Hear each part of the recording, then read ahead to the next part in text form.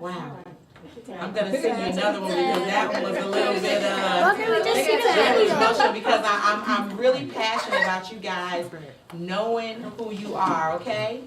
And so this little piece I'm going to sing to you is about holding on to what's in you because it's going to happen, okay? Sometimes in my trying, I get a little weary, and oftentimes I want to give up. Expectancy seems too much. Hopes and dreams are shattered.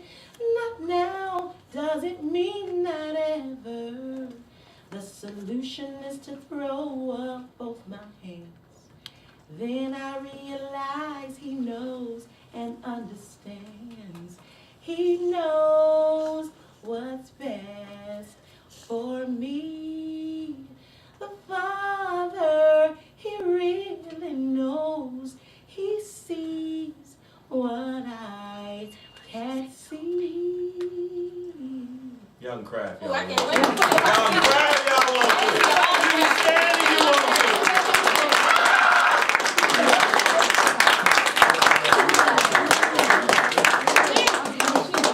Y'all got a taste of it. Look, there's 14 on here. My wife plays in her school. My wife is a school teacher. She teaches kindergarten. And do you know her kindergarten love? There's a couple of cuts they always ask for her to play at what's called nap time. And they say, Miss Jennings, where's the secret plays? Play the secret plays. And so, you know, I was touched when she told me that. That's something that I never would have thought would have happened, you know, but the kids, kindergartners, they just said secret plays. And this is their CD that they like play during nap time. But we're going to play maybe one or two, if we have a CD player in here, or portable CD. We'll play a couple after William and Chuck, okay? So doing autograph signings, we'll play more samples from the CD release, okay? Everybody give her a great big applause. Those of you that have musical aspirations, and musical aspirations not only means as a singer, but if you're a writer, you like writing poetry and you want that poetry expressed in music. Every artist usually has a singer on staff. Every artist usually has a writer on staff. Okay, because they may be looking for new material to do. You know, if you can help, so I think sometimes singers help to launch a writer's career by singing their piece. Because maybe sometimes a writer is not always a singer, and a singer is not always a writer. She just happens to be gifted with both.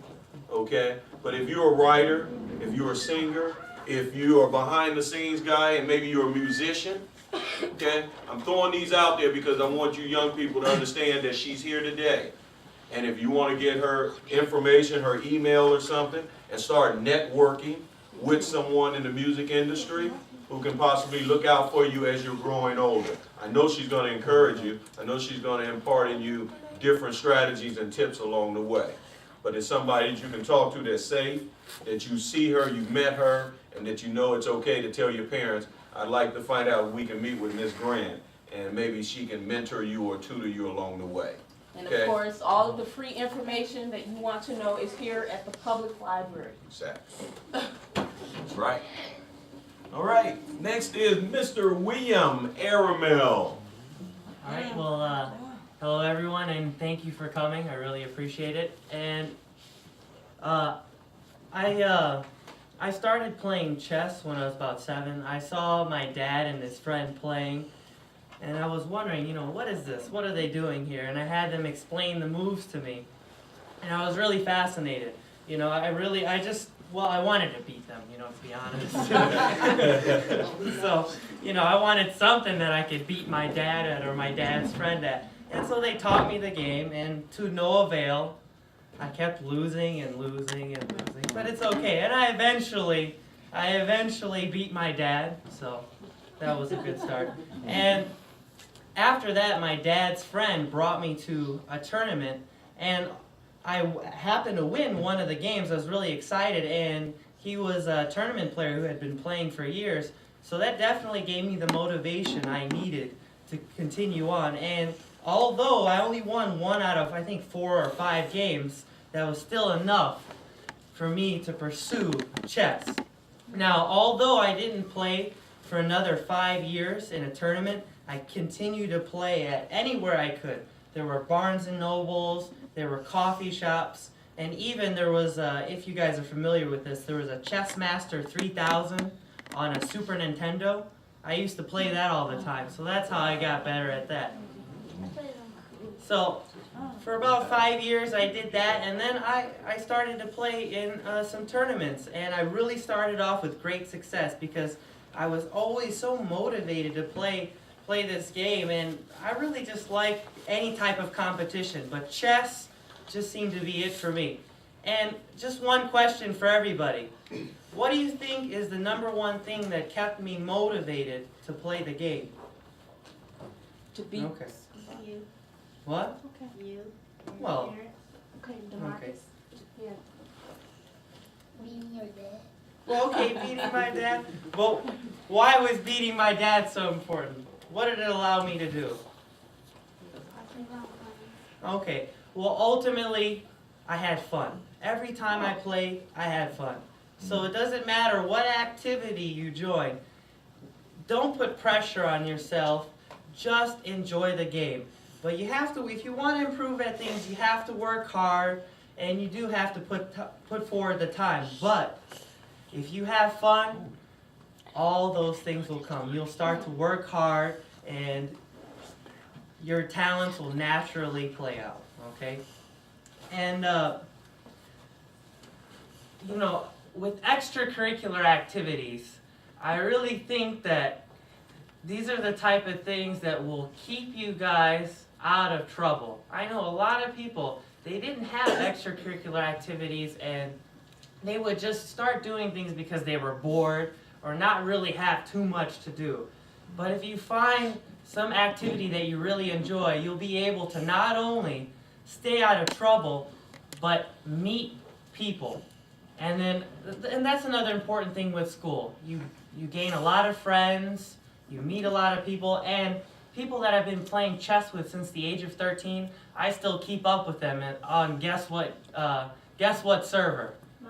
MySpace or Facebook, right? You guys all know this. So they're lifelong friends, and I really just enjoy the game, and I met people who will be friends forever.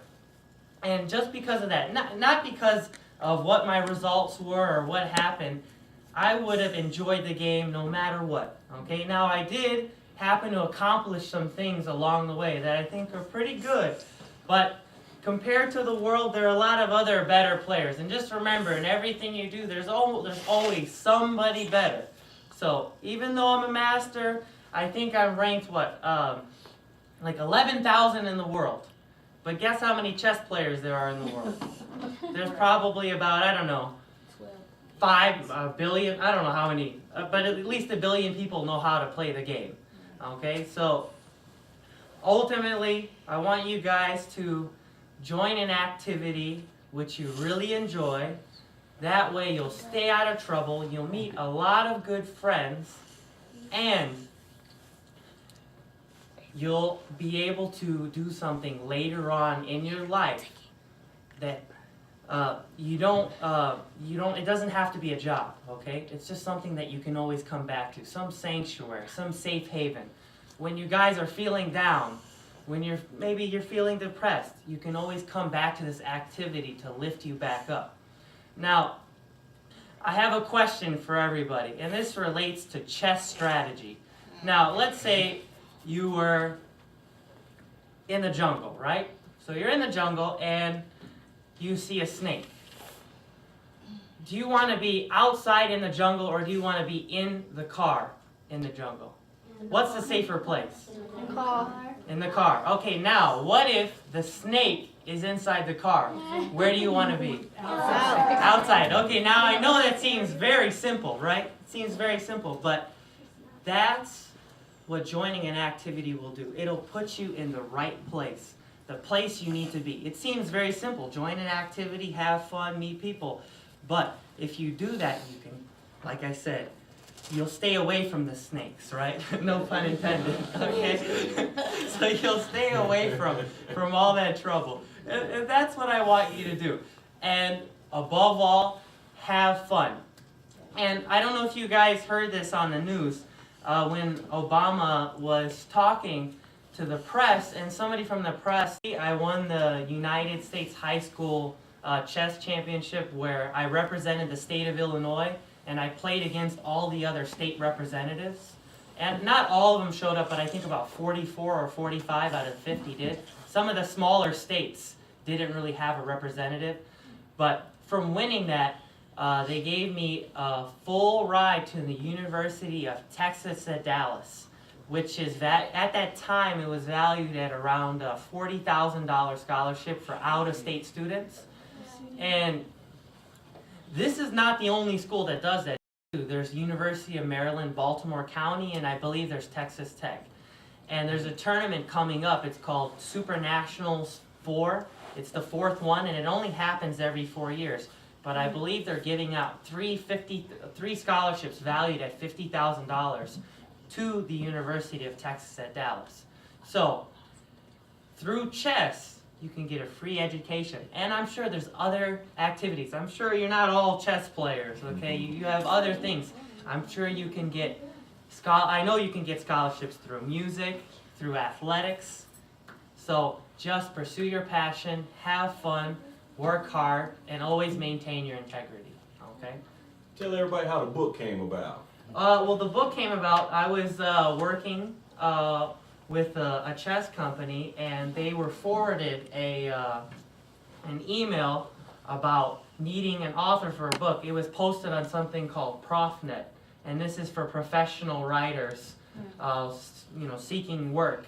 And I sent some sample work to Penguin, and they said, okay, this looks good, let's continue on. So, and then there we had it. And they specifically wanted that title, The Complete Idiot's Guide to Chess Openings, because they already had a book, Complete Idiot's Guide to Chess, but this book is specifically for the beginning stages of the game, all right? And the point is, it's not about memorizing moves. It's about understanding the elements within the game. And the 5 elements are time, space, pawn structure, material, and king safety. And if you understand those 5 concepts, you can apply it to every opening within the game. Okay, it relates somehow. Miss Kelly thinks she's pretty smart. I have a master's degree, but I do not know how to play chess. My son went to Glenwood Library after school every day because, he had to wait until I picked him up after sports practice. And he learned how to play chess at Glenwood Library for 45 minutes every day. Not saying I'm smarter than you, sweetie, but he tried to teach me and I can't get it. I'm gonna look at your book. I don't understand it. How many chess players do we have? How many chess players in the play? I played it on the computer, the Chess Really? Master 300. I still don't get it. No? Yeah. Well, it's not for everybody, and I think if you start out younger, it's a lot easier to learn. I think just with anything, right? I mean, there's been a lot of studies that say. Good say. So, you're I'm fine. still smart, okay. Oh yeah, definitely. And there's the other end of that too. There are some grandmasters, some international masters. If you saw them or spoke to them, you'd say, "There's no way this guy's a grandmaster. This guy is not very intelligent at all." So you'll be surprised. You'll be surprised. I mean, some of them don't have any common sense. Now, I definitely don't want to apply that to all grandmasters, but there are some who really don't. You'll be surprised. So, please, don't feel ashamed that you can't pick up a game that even somebody who's not very intelligent can become a grandmaster at. Yes, go ahead. Question. Don't you get frustrated when you can't get the right move? 'Cause All the time. I don't know. I make something go ding, and then I lose. I don't know why. Yeah. That's on the computer game you're talking about, right? Yeah, The computer But game. you know how to actually move all the pieces. I know how to right? move the pieces. The little horsey Uh-huh. always goes away, and then And That's all right. The knight, the horse, it's fine. I do too. I know the queen stays, the king stays. Somebody's not